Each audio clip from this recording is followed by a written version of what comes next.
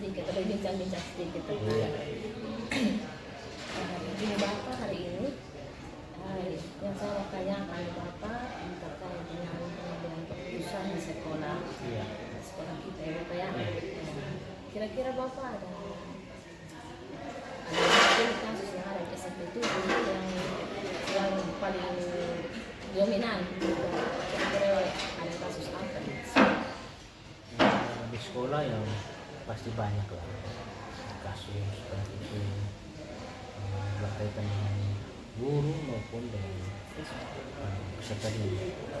Namun mungkin yang paling sering kita temui setiap hari mungkin adalah masalah ketertiban peserta didik juga bapak ibu guru dalam hal masuk sekolah. Kalau keluarnya tidak ada persoalan, cuma masuk ini yang sedikit menjadi persoalan dalam kita di sekolah. Terkait dari kasus yang kita hadapi keterlambatan keterlambatan para siswa dengan guru ketika masuk sekolah. Kira-kira kebijakan apa yang Bapak tempuh untuk meminimalisir keterlambatan dari siswa? Ya, tentu dalam menyikapi hal ini sekolah sudah berupaya maksimal melalui bagian kesiswaan dan juga piket harian untuk mengantisipasi. Namun memang karena melihat dari geografi sekolah kita, karena memang banyak murid juga yang jaraknya jauh, jadi memang selama ini kebijakannya kita berikan kepada kesiswaan dan juga piket untuk mengambil tindakan. Tindakannya tentu harus mendidik dan merugikan baik warga peserta didik maupun sekolah. Seperti itu. Menurut Bapak sendiri, kira-kira kasus yang ada di sekolah itu, apakah dia termasuk dilema etika atau sikap moral? Tentu ini mungkin dilema karena kita sudah ada waktu untuk masuk sekolah. Jadi jam 7.15 itu jam pelajaran dimulai. Artinya sebelum jam 7.15 harus sudah ada kegiatan baik pembiasaan di sekolah harusnya sudah berjalan.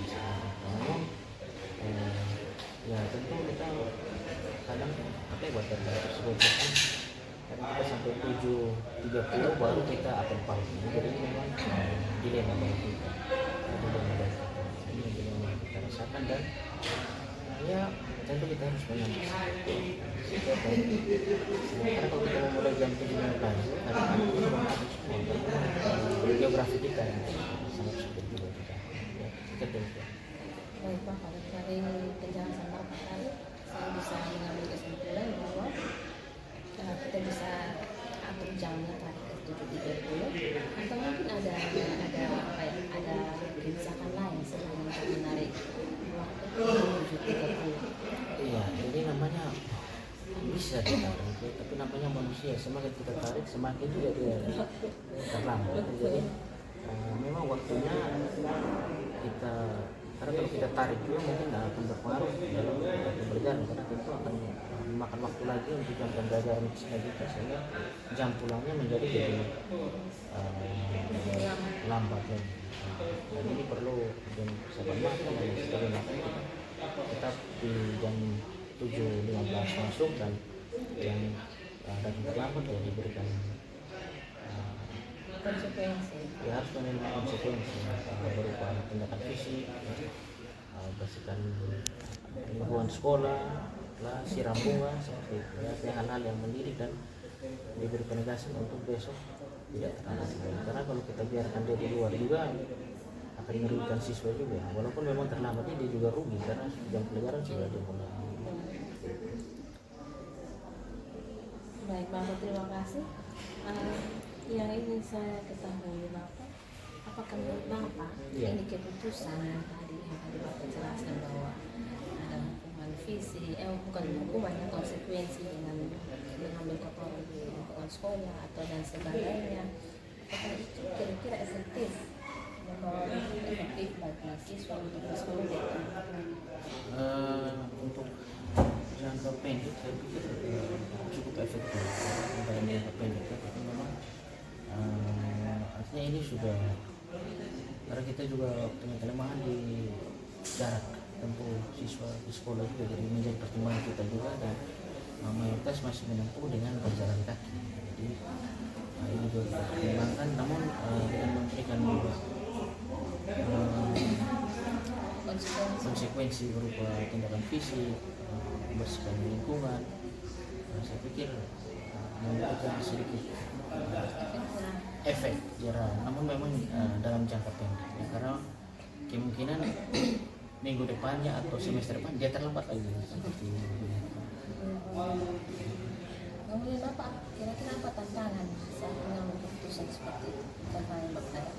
Ya, tantangannya ya ini kadang kita dianggap plan ya dalam menjalankan aturan, karena kita sudah membuat aturan untuk masuk jam 7.15, namun ya karena kita dengan berbagai pertimbangan akhirnya anak yang datang terlambat juga kita mesti masukkan dia. Ini kita dianggap ya tidak menjalankan aturan. Namun kalau kita tidak masukkan juga dia, maka akan menjadi kerugian, karena satu hari dia akan melewatkan pembelajaran yang beberapa mata pelajaran seperti itu. Jadi ada yang berbagai pertimbangan akhirnya diberi hukum atau konsekuensi melakukan kegiatan fisik juga bisa mengikuti beberapa mata pelajaran.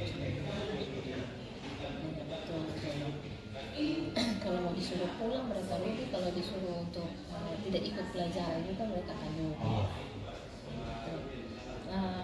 Kemudian Bapak, apakah Bapak punya jadwal khusus untuk melakukan untuk menyelesaikan sebuah masalah di sekolah? Ya, jadi jadwal khusus saya pikir tidak ada ya, karena memang ini sifatnya situasional. Saya tidak sekolah kita juga masih terletak di pedalaman, jadi tidak terlalu banyak kasus-kasus yang berbahaya. Jadi cuma memang masalah topografi kita, makanya anak-anak ini kadang terlambat. Sifatnya kita penanganan yang cukup langsung ditangani, jadi tidak ada jadwal khusus. Sifatnya case saja kita. Kemudian Bapak, apakah ada pesan atau penyaran atau ada orang lain yang berbeda Bapak untuk mengambil keputusan? Tentu dalam keputusan ini ya, saya tidak bisa sendiri ya.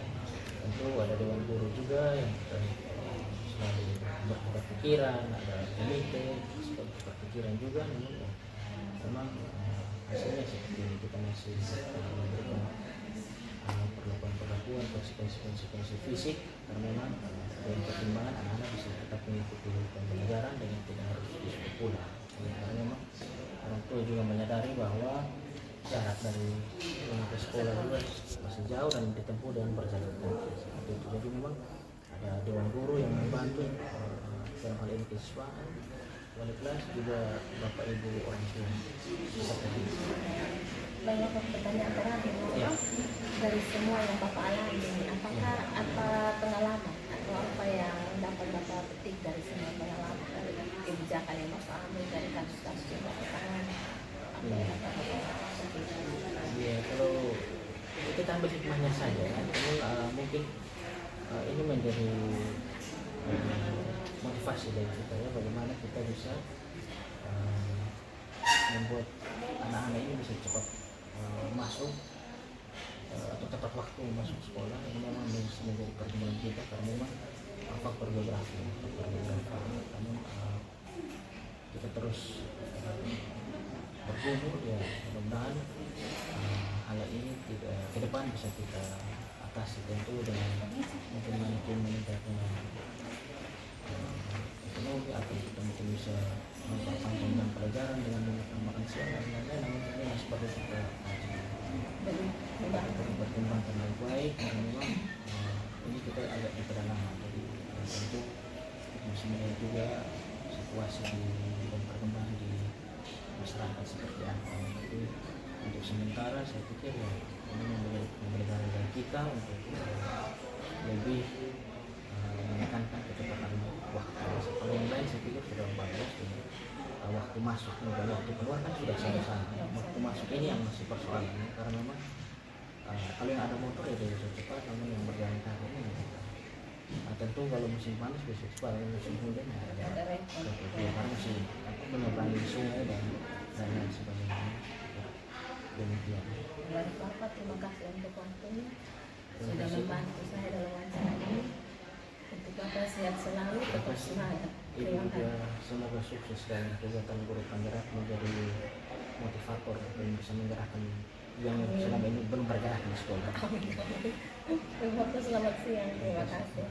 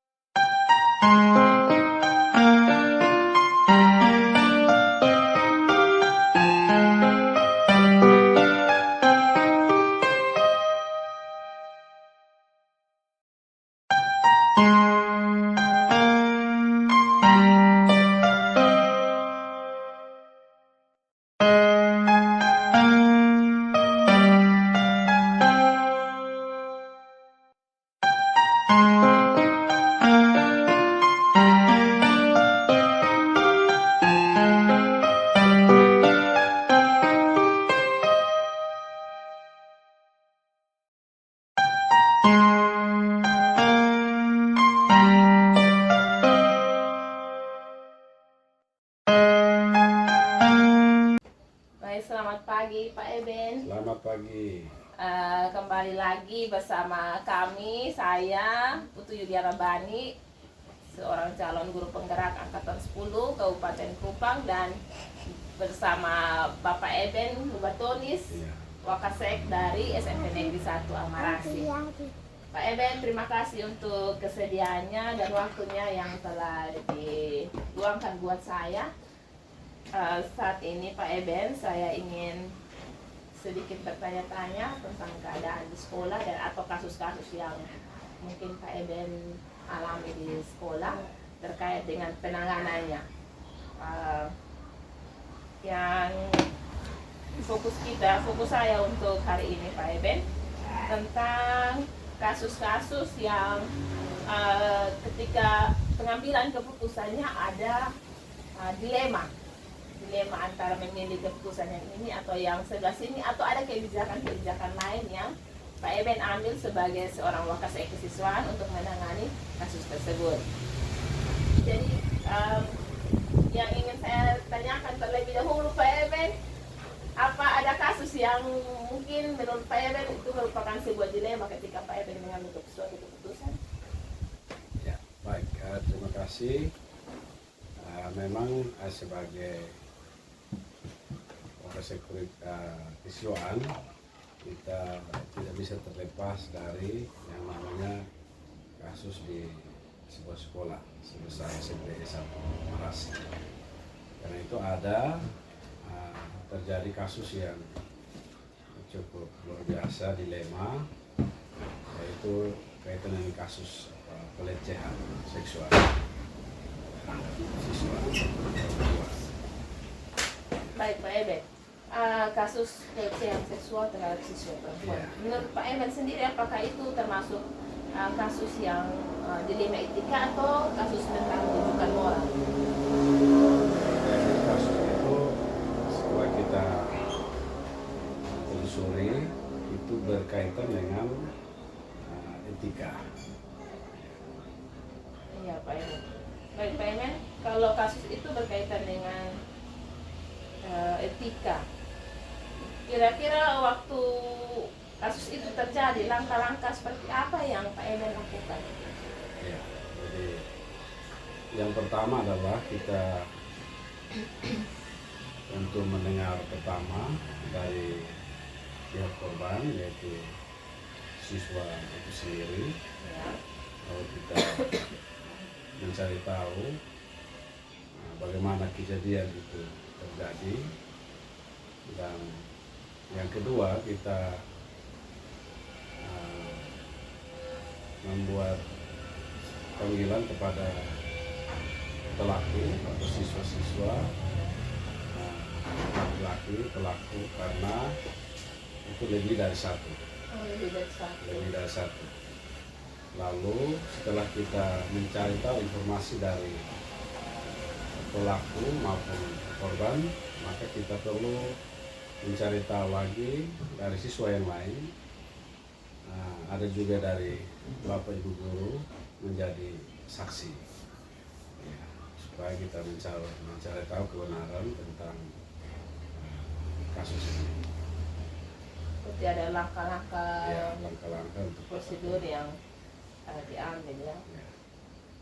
Nah, menurut Pak Eben sendiri, hal-hal apa saja dalam penanganan kasus itu yang Pak Eben anggap efektif dalam untuk mengambil sebuah keputusan? Ya, jadi untuk sebelum sampai ke mengambil keputusan, maka ada salah mengambil keputusan, maka risiko akan terjadi pada sekolah itu sendiri. Karena itu kita berpijak pada peraturan yang telah dibuat bersama Dewan Guru, komite, dan orang tua.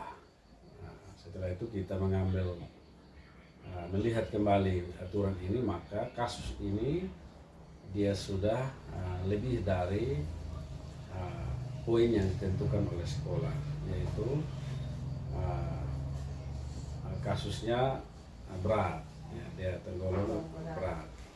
Karena itu kita langkah yang paling kita ambil adalah mediasi. Karena terjadi pelecehan, ketakutan kita kalau tanpa mediasi, panggilan ke orang tua untuk apakah menerima untuk kita mediasi damai, ya, atau tidak, maka mereka menerima. Tetapi keputusan sekolah untuk mengambil keputusan adalah tetap memberikan sanksi secara adat kepada peserta, ya, atau pelaku. Maka sanksi yang kedua adalah melalui rapat darurat dengan Dewan Guru untuk mengambil kebijakan.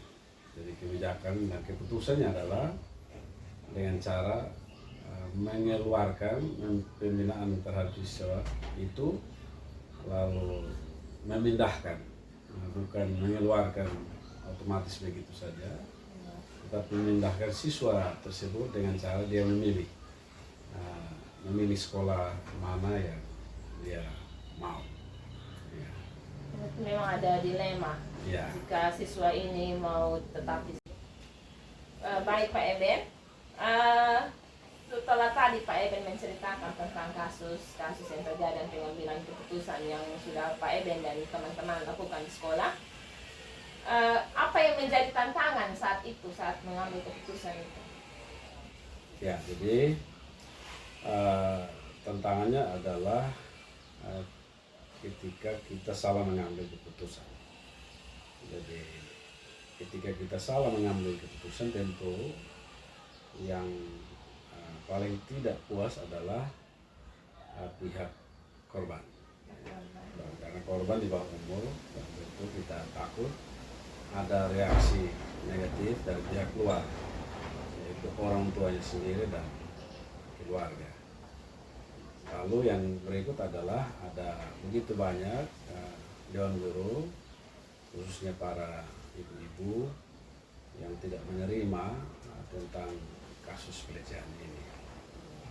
Sehingga kita sangat berhati-hati untuk mengambil keputusan itu. Tantangannya ya dari Dewan Guru sendiri, Ya. kemudian dari orang tua si pelaku Ya. sendiri. Jangan sampai mereka mengambil tindakan yang di luar Ya. pihak sekolah. Ya. Lalu tambahannya, ketika kita salah mengambil keputusan, maka dari luar juga, ya, pihak luar juga, tingkat kepercayaan dari orang tua peserta didik akan berkurang. Tapi tantangan itu jika salah mengambil keputusan. Tapi yang keputusan yang diambil tepat, Ya. sehingga ada kepuasan dari rekan guru, Ya. ada kepuasan juga dari pihak korban, dan kepercayaan dari luar juga semakin Ya, meningkat semakin bagi meningkat. sekolah. Baik Pak Eben, apakah di sekolah Pak Eben ini ada memiliki jadwal tertentu untuk menyelesaikan sebuah kasus atau menyelesaikan kasusnya saat terjadi kasus itu? Ya, jadi melihat dari kasus, ya, dari kasus-kasus besar seperti ini, maka ketika terjadi kasus baru kita selesaikan, karena ada mekanisme penyelesaian kasus itu. Kita mulai dari piket itu sendiri, lalu ada guru BK, ada wali kelas, dan ditambah keputusan terakhir adalah kepala sekolah dan dewan guru.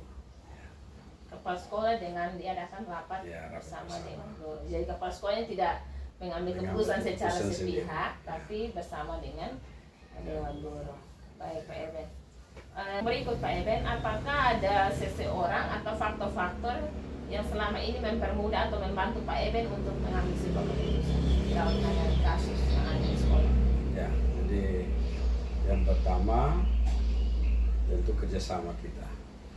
Kerjasama yang kita bangun mulai dari dewan guru, dan yang terutama adalah ada komite yang turut serta untuk memberikan solusi dalam luar. Lalu yang paling terakhir adalah penyampaian kita kepada pihak-pihak, baik itu kepada keluarga pelaku maupun korban, sehingga semua dapat berjalan dengan baik dan lancar. Berarti saya bisa menyimpulkan bahwa kekompakan, kerjasama di sekolah itu sangat solid sehingga sangat mempermudah untuk menangani sebuah kasus. Ya. Pertanyaan terakhir Pak Eben, dari semua hal yang telah Pak Eben sampaikan ini, pembelajaran apa yang Pak Eben dapat ambil dari pengalaman-pengalaman dalam mengambil keputusan? Ya, jadi yang pertama adalah hal negatif dan yang kedua positif. Negatifnya adalah tentu kita tidak pernah menginginkan kasus model seperti ini terjadi, karena akan terjadi traumatis terhadap peserta didik atau korban itu sendiri maupun kepada peserta yang lain, ya, yang tidak mengalami langsung. Dan hal positif adalah kita berani mengambil sebuah kebijakan untuk kita mengambil langkah-langkah lalu menyelesaikan masalah ini secara baik, sehingga berdampak pada tingkat kepercayaan terhadap sekolah dan juga masalah trauma dari peserta didik itu sendiri, dia akan kembali berjalan normal seperti biasa. Ada banyak hal yang dapat kita ambil dari pengalaman pengambil keputusan dalam kasus ini ya Pak Eben ya. Baik Pak Eben, saya sangat luar biasa sekali pengalaman Pak Eben ini dalam mengambil bersama rekan kerja di sekolah dalam mengambil keputusan, tidak berat sebelah,